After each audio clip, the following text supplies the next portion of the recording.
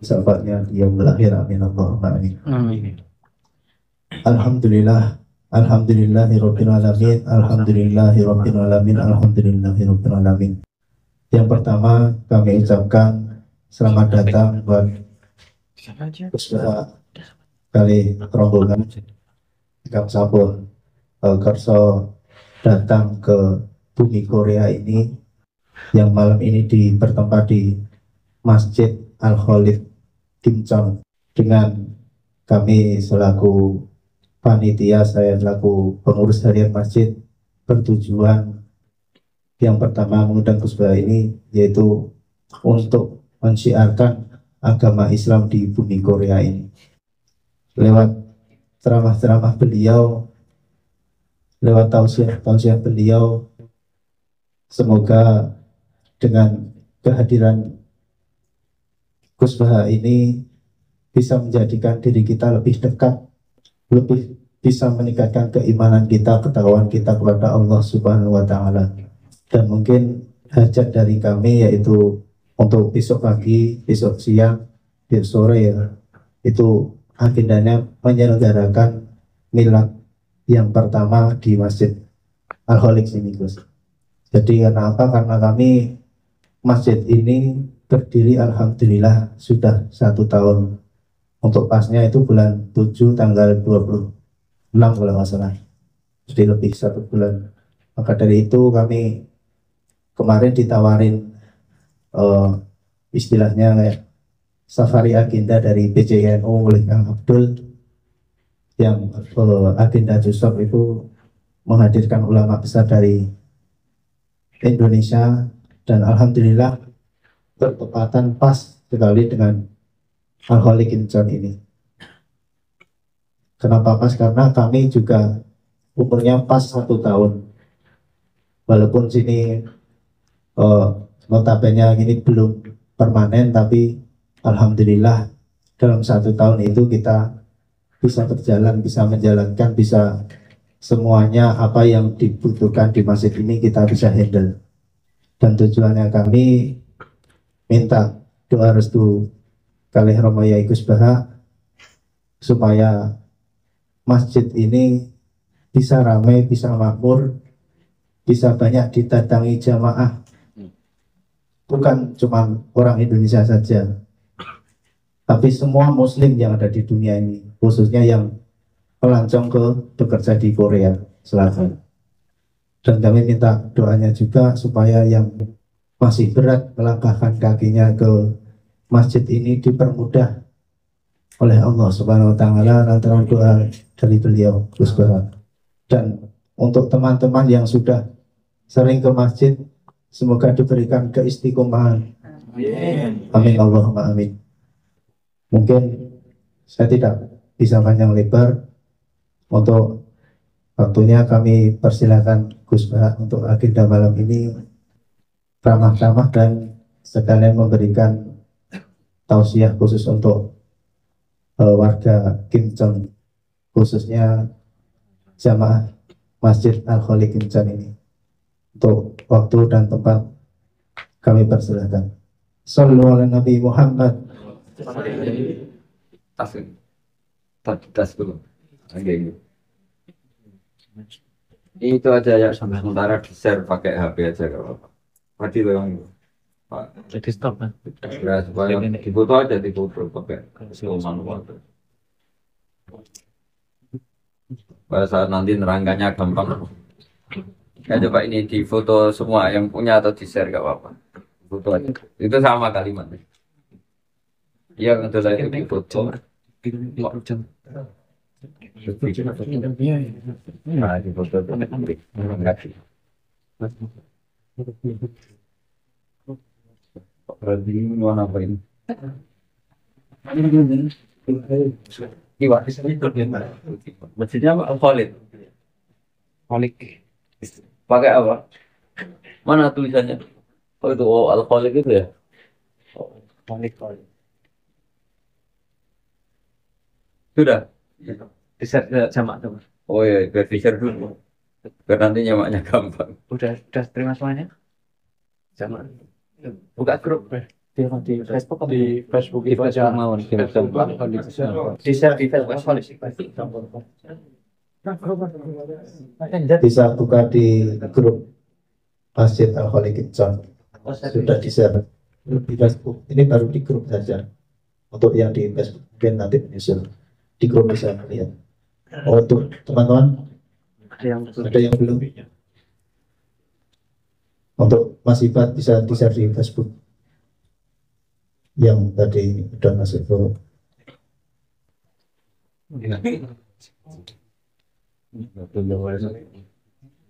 Kami udah share.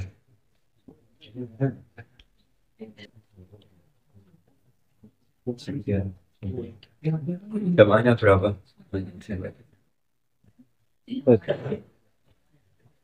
Yang biasa.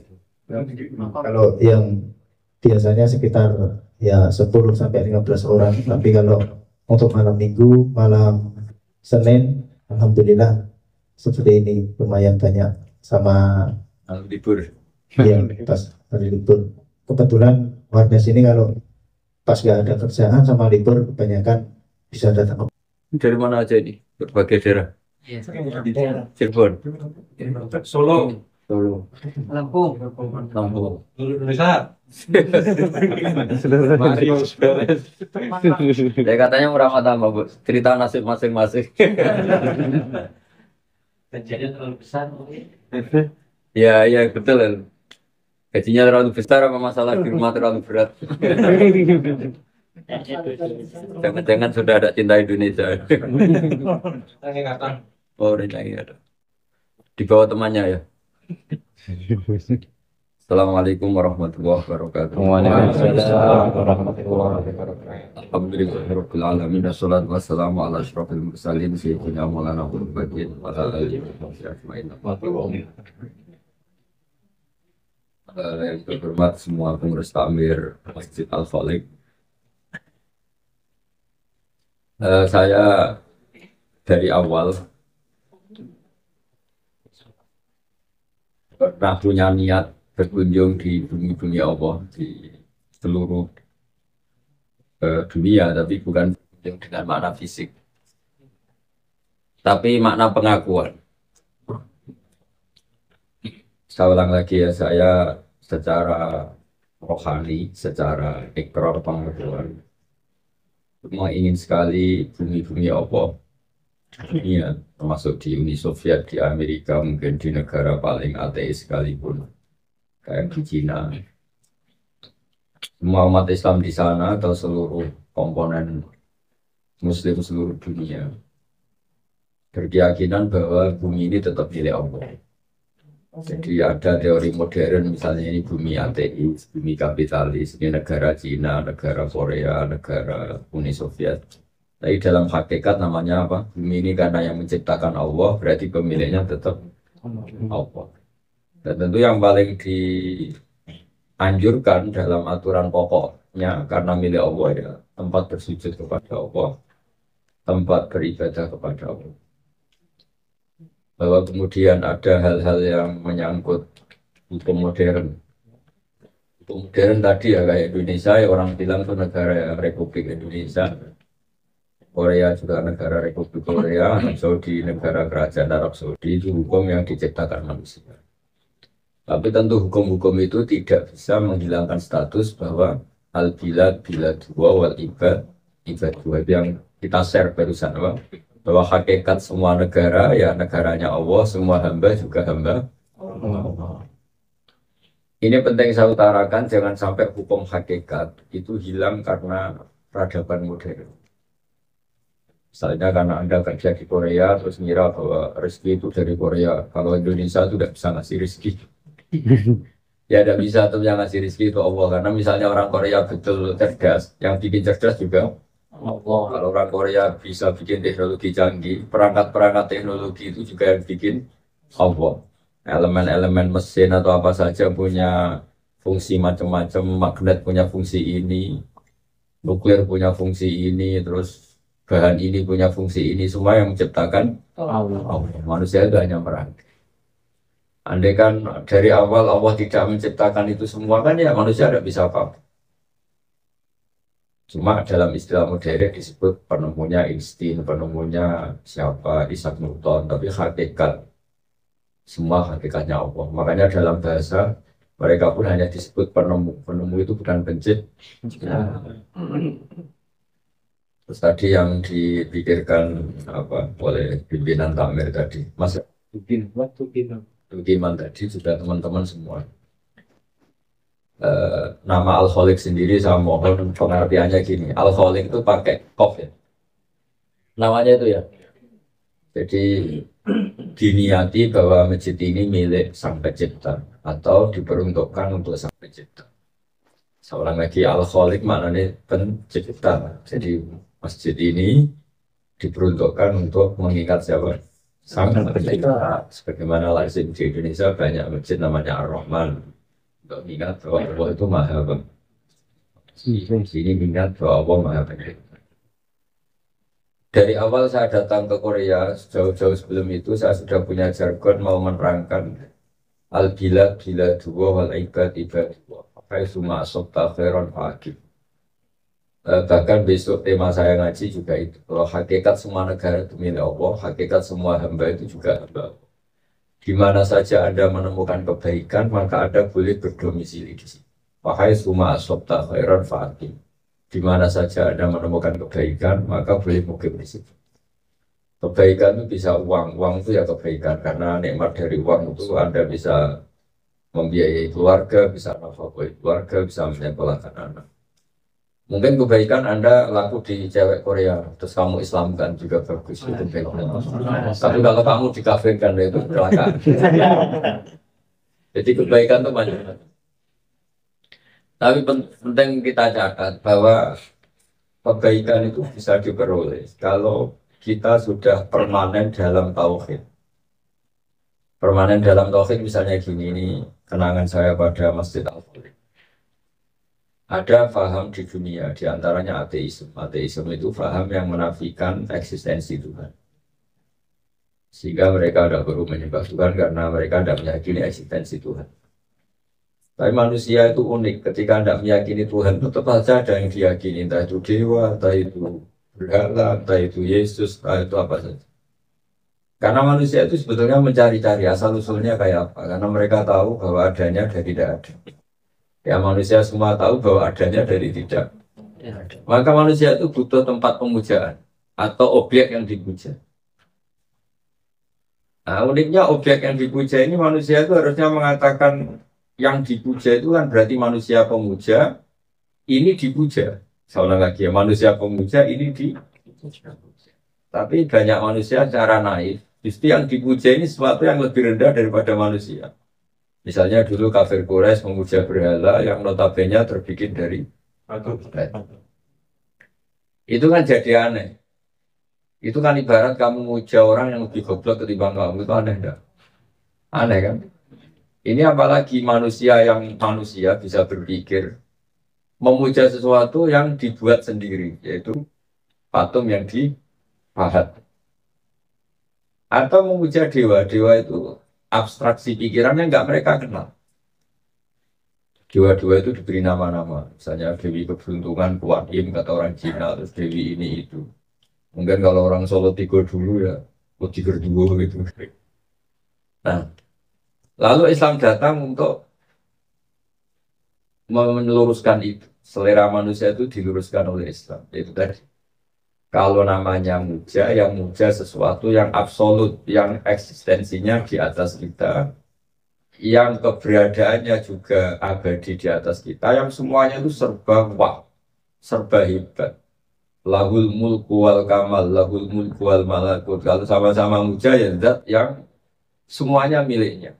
Zat yang tidak tertara. Zat yang semuanya serba maha. Maha kuasa, maha agung, maha awal, maha gak tersentuh, maha. Itu sudah clear. Berarti pikiran Islam itu pikiran paling apa? Clear. Karena apa? Kalau manusia butuh pemujaan, tentu yang dipuja harus sesuatu yang di atas manusia.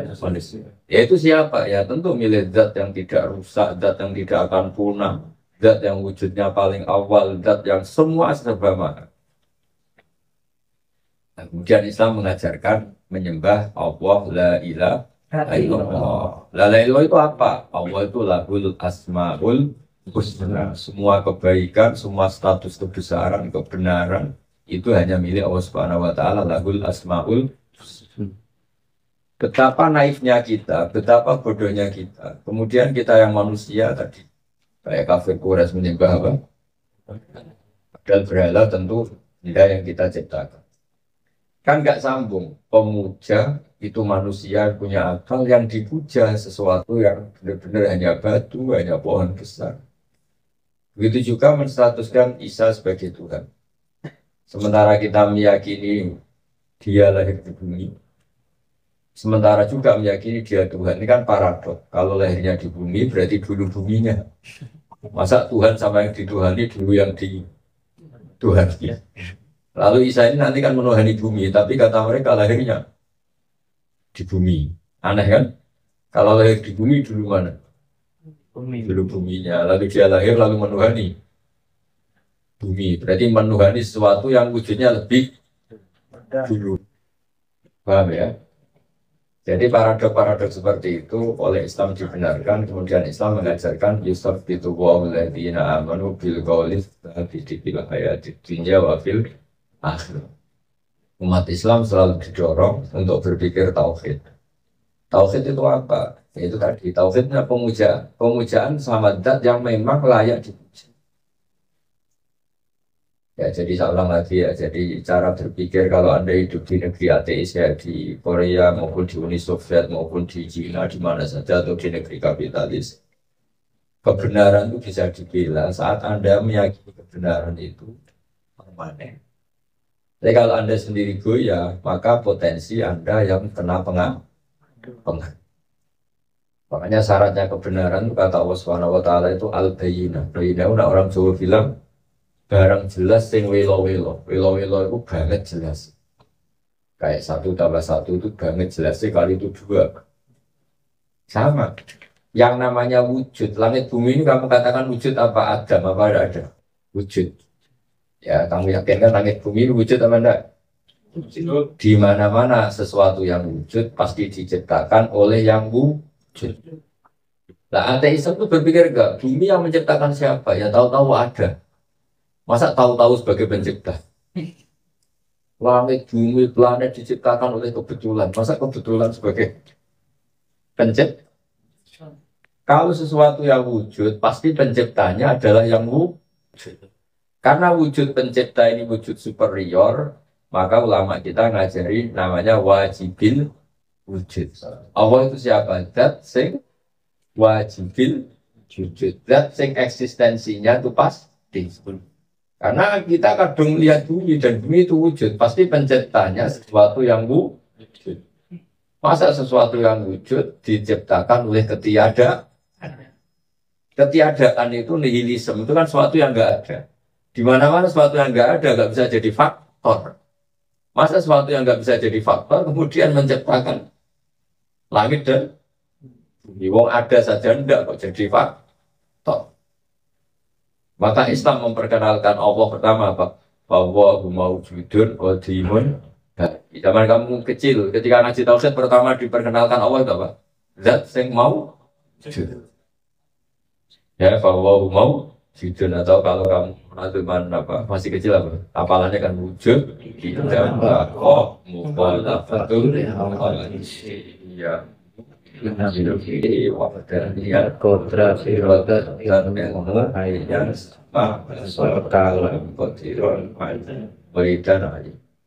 itu sudah benar. Karena tadi langit, bumi, sungai, rembulan, bebintangan, semua itu kadung wujud. Di mana-mana suatu yang wujud, penyebabnya ya yang wujud. Karena wujud ini wujud penyebab kewujudan, maka harus bersifat superior. Superior itu apa? Harus kodim yang paling Masa pencipta sama yang diciptakan dulu yang diciptakan kan nggak mungkin. Maka kita sebutnya apa toh? Dan pencipta ini karena super nggak boleh rusak. Kita sifati bahwa wujud apa? Wujud kita harus abadi. Karena kalau nggak abadi berarti terkalahkan. Paham ya? tergerus zaman, terkalahkan. Masa zat yang super kemudian terkalahkan? Berarti ada yang lebih super. Padahal gak akan ada yang lebih super dibanding Allah Subhanahu wa ta'ala. Jud, Qidam, terus mukhalafatul, dan Tuhan itu harus beda dengan makhluk.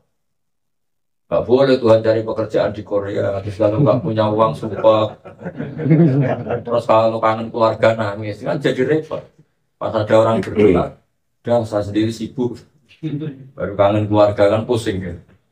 Maka Tuhan itu harus mukhalafatul, Tuhan itu harus beda dengan makhluk. Gak boleh Tuhan itu lapar kalau gak makan, gak boleh. Tuhan itu harus serba kuat, tanpa makan, tanpa minum.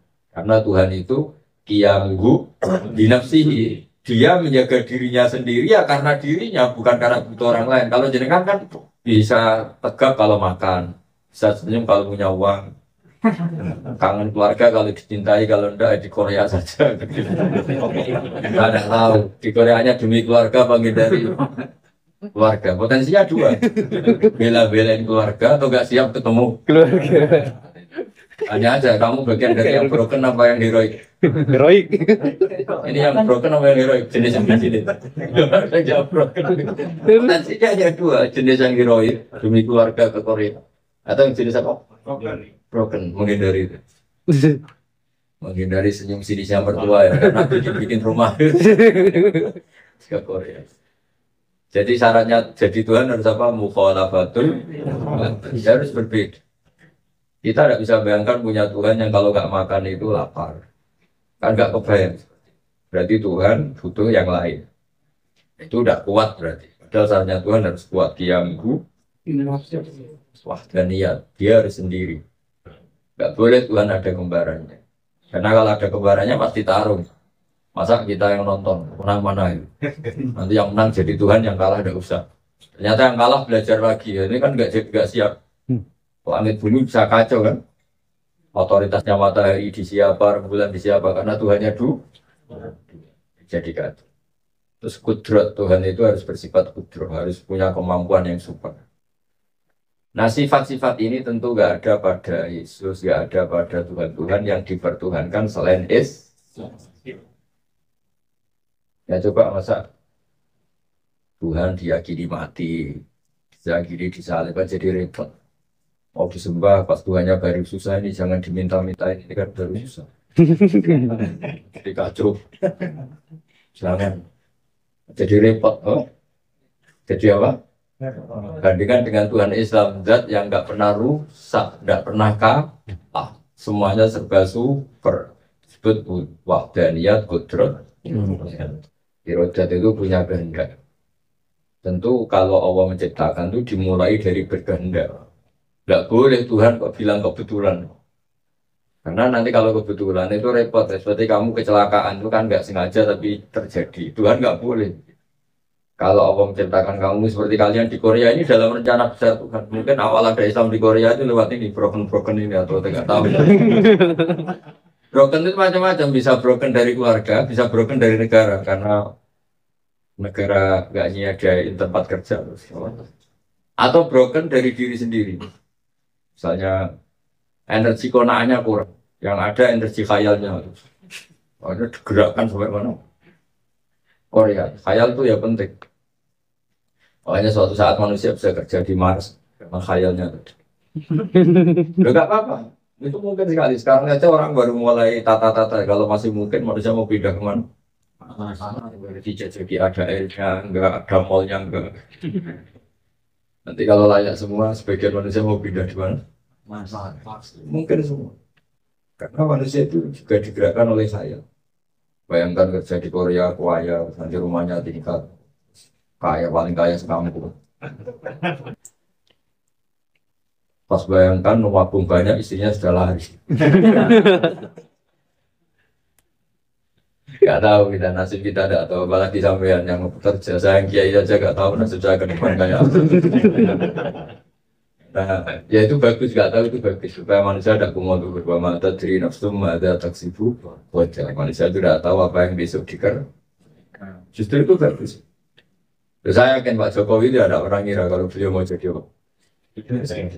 Beliau dulu ya dagang mebel itu teman saya, terus tahu-tahu ya jadi presiden. Dia ada enggak? Saya juga nggak pernah tahu kalau mau jadi kiai sampai ngaji di Korea. Saya tadi sujud itu ya Allah, bangga betul saya sujud di bumi ateis. Bumi yang di Korea itu nangis lama sekali sampai kedatangan orang-orang ini, imigran-imigran ini.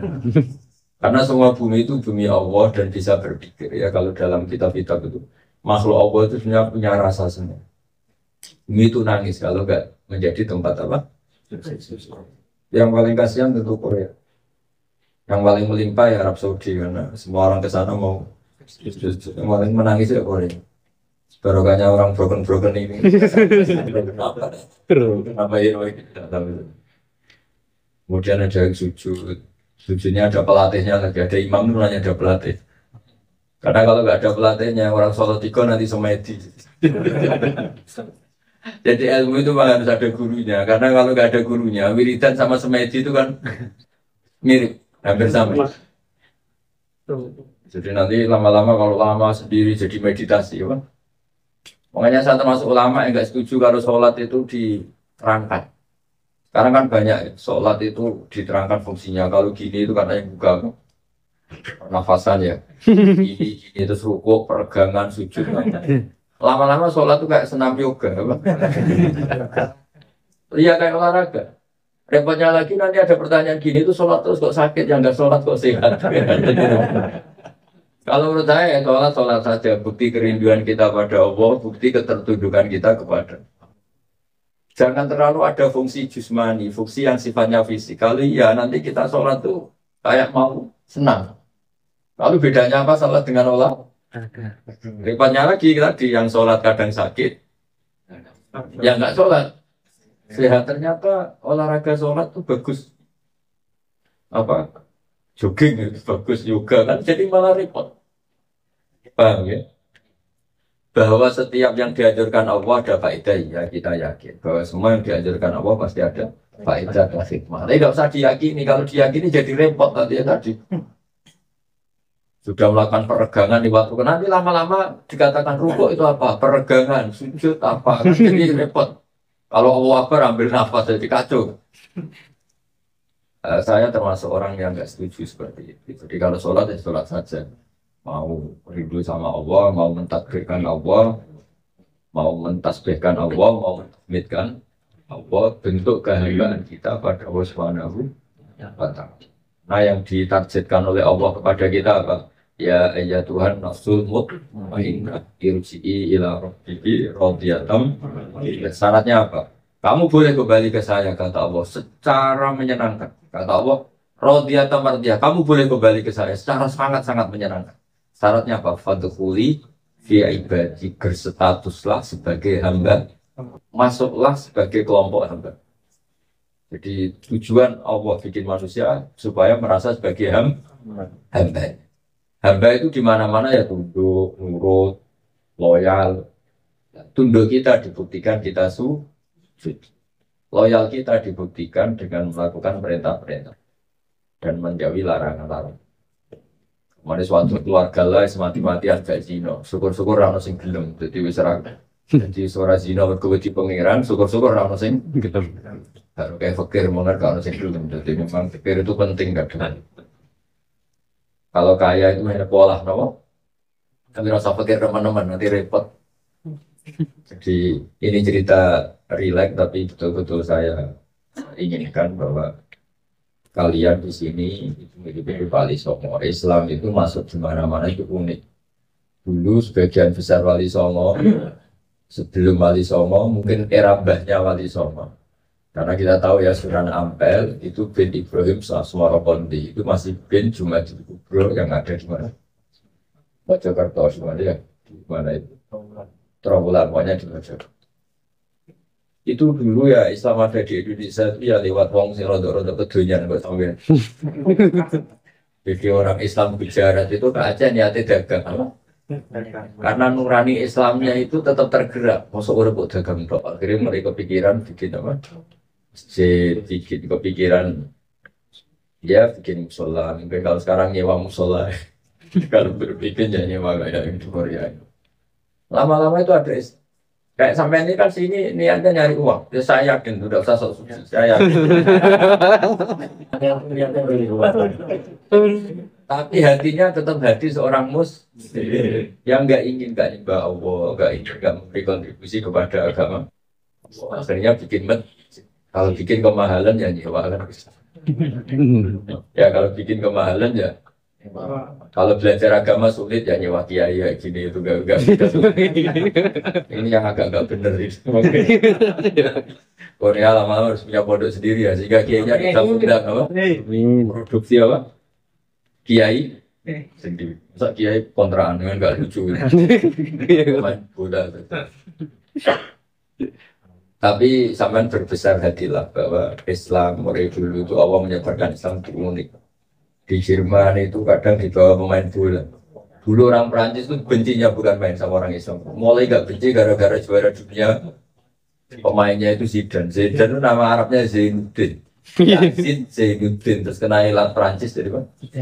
Zainuddin. Itu namanya Yazid. Zainuddin itu imigran dari mana? Aljazair. Ada Karim Benzema, ada macam-macam. Jadi Ozi itu. Jadi Allah dulu yang namanya wong kedunya itu penting tak jamin. Tapi hatinya bawa itu dulu pemain bola kalau puasa susahnya bukan main apalagi sholat. Gara-gara wong kedunya Sulaiman Al-Fahim itu bisnis bola itu kan menarik ya. Bisnis bola itu kan menarik. Coba satu pemain satu minggu gajinya 2 miliar. Ya kan? Satu pemain 2 miliar. Seminggu loh. Kalau sampai kan hidup lagi.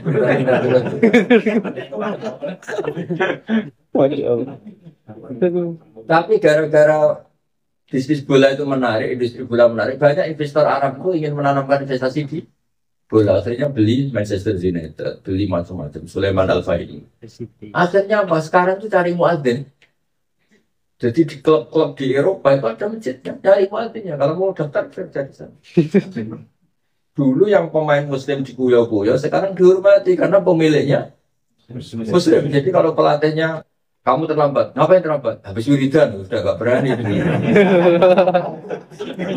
Kenapa terlambat? Habis tahlilan. Sekarang di sini kan masih katanya kalau kerja puasa gimana? Jangan puasa kamu mati. Iya. Tapi nanti kalau bosnya ini Solo Tigo, Cirebon ini orang-orang ini. Ayo puasa, kalau enggak tapi agak gini. Jadi barokahnya orang kedunya itu ya ada asal Islam. Hasilnya apa?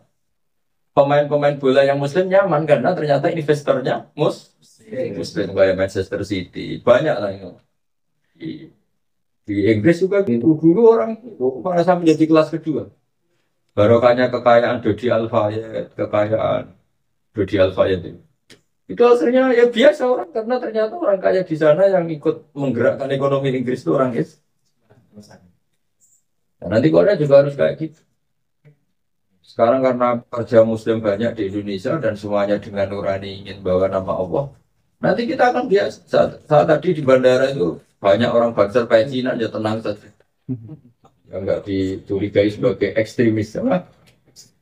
Jadi ini penting sekali. Jadi saya mohon sekali sampai berbesar hati. Gak apa-apa kamu senang uang, gak usah diceritain sudah. Saya tahu. Jadi jangan lupakan status kesejatian kita yaitu hanya sebagai hamba. Kalau hamba Allah harus ada sebagian rezeki kita, waktu kita, kontribusi kita untuk agamanya.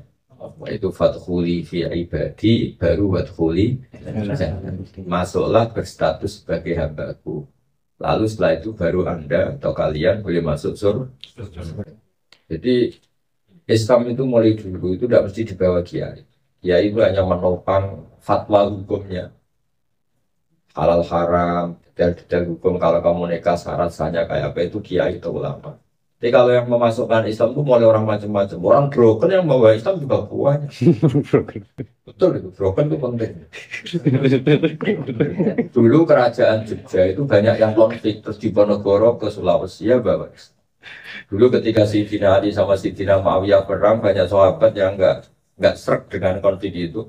Lari ke Cina. Akhirnya Islam ada di Cina. Banyak gus-gus kiai konflik mutung. Akhirnya ada yang pergi kemana-mana. Akhirnya ya ada Islam di mana? Sebagian datang sama ke sini karena konflik sama keluarga. Lari ke Korea, malah jadi pengurus masjid Al-Khaliq. Jadi saudara kita ini tidak usah sok suci, sok benar sendiri. Yakinlah bahwa dalam diri Anda ada manfaat. Pengiran kado gawe sampean sudah lo gunane yakin. Karena donga ya Allah, jenengan mun kado gawe kula. Syaratnya kudu ono gunane. Senajan to gunamu iku kowe dhewe kadang ora roh. Kadang kita ini kan janggal ya. Kita seorang bapak, anak kita, istri kita kadang nggak tahu gunanya kita. Itu ujian yang luar. Masa istri kita bilang kita, mas, kowe urip gunane opo to, Mas? Itu celaka betul. Orang terdekat kita nggak tahu gunanya.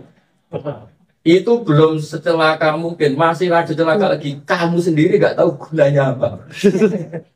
Mulutnya dikilopong. Mati nggak berani hidup, nggak punya nyali. Ya tapi yakinlah bahwa kita berkeyakinan dan faktanya memang demikian. Robbana ma khalaqta hadzal batila. Semua yang diciptakan Allah pasti ada. Nah, saya yakin yang membawa Islam ke Korea itu bukan kiai-kiai besar, karena kiai besar sudah sibuk di negara masing-masing. Yang bawa malah kayak sampai. Coba yang nyewa masjid ini ya bekerja. Saya ketua kiai besar saja, hebat sampai. Tapi kita nyumbang ilmunya. Makanya saya syukur saya ngaji di Jogja, kemudian diikuti oleh banyak orang Indonesia di mana-mana. Di Mekah juga ada komunitas Gus Bah itu ngaji di Jabal Anbiya ya lewat YouTube. Ada yang di Jenengan ini. Mungkin saya termasuk orang yang ngajinya banyak diakses orang, saya syukur sekali dan saya bikin semurah-murahnya. Saya tidak pernah minta apa-apa, hanya ikhlas. Karena agama ini harus dimulai dari ikhlas. Ikhlas itu dimulai dari gak jelas. Jadi gak jelas itu penting. Karena kalau jelas mesti minta royaltinya berapa. Agama itu harus dikawal orang-orang yang gak jelas itu bagus. Gak jelas itu bagus. Kalau dalam bab ikhlas itu bagus, gak jelas ketimbang jelas. Makanya ada seorang Kiai Mbah Maksum itu Kiai alim di Rembang, kita tahu aganya Bali Maksum, termasuk pendiri apa? NU. Itu beliau zaman mondok ya kayak umumnya santri lah, kadang wiridan, kadang tidak selalu. Kiai ditanya, Kang Maksum, kenapa sholat wiridan suwi? Mergo isin tuh santri muakeh bersalam langsung lamcing bersalam langsung lari. Mungkin ini Mas siapa ini ketua takmir juga gitu, salam. Wiridan pertama karena malu, jadi imam udah wiridan. Oh itu pasti itu. Pertama mesti jaga image, jaga penampilan. Begitu juga ketua PCI NU pertama mesti jaga image. Tapi lama-lama ikhlas. Kata Mbak Maksum, iya pertama berdua sesuai lali. Lah pas lali gue ikhlas kan. Ya kan. Jadi yang pertama wiridan itu takut. Lah dia ikut orang wiridan. Hari kedua masih jaga image. Hari ketiga lama-lama kan rutin, apa? Jadi habit. Pas rutin itu lali itu nggak demi bapak. Nah, itu namanya ikhlas. Kamu coba aja. Saya itu punya amplop untuk jatah anak yatim, punya amplop untuk jatah ini, jatah orang miskin, jatah santri. Tidak beda-bedakan. Itu pertama ya agak memaksa karena harus memanage setiap hari. Lama-lama setiap punya rezeki itu malu kalau nggak ada yang ke sana itu malu. Lama-lama jadi watak, merasa nggak nyaman kalau harta kita semua kembali ke kita. Nah lama-lama itu, pasti itu sudah ikhlas. Sholat juga gitu, kamu bangun tidur pertama wudhu itu kayak perjuangan, tapi lama-lama bangun tidur nggak wudhu itu udah enak. Spontan saja langsung ngambil air. Tahajud gitu, pertama ya berat, lama-lama spontan saja. Pas spontan itu namanya sudah apa? Jadi makanya sama tidak usah kecil hati bahwa agama masuk Indonesia saja dulu itu. Banyak sejarawan yang meyakini bawaan berdagang Gujarat. Yang ke Indonesia ya ingin dagang. Nggak sampai ke Korea ini nyari. Tapi uniknya Islam itu tadi, nggak ada tauhid yang ada di hatinya orang Islam kecuali menginspirasi. Sehingga tauhid sampean itu yang mendorong sampean bikin komunitas, bikin masjid, bikin. Tahu sampean itu kan orang yang mencintai uang sampai jauh-jauh ke Korea. Setelah mendapat uang sebagian disewakan masjid. Bukan aneh. Makhluk aneh ini.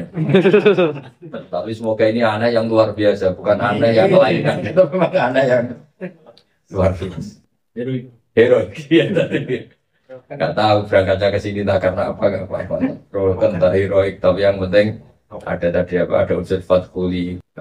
Ya Tuhan nafsu mutmainna irji'i ila rabbiki radiyatan mardiyah fadkhuli fi ibadi wadkhuli. Saya insya Allah besok pun mengutarakan itu gak letak. Besok yang ngaji nanti gimana itu? Ya, jadi apa?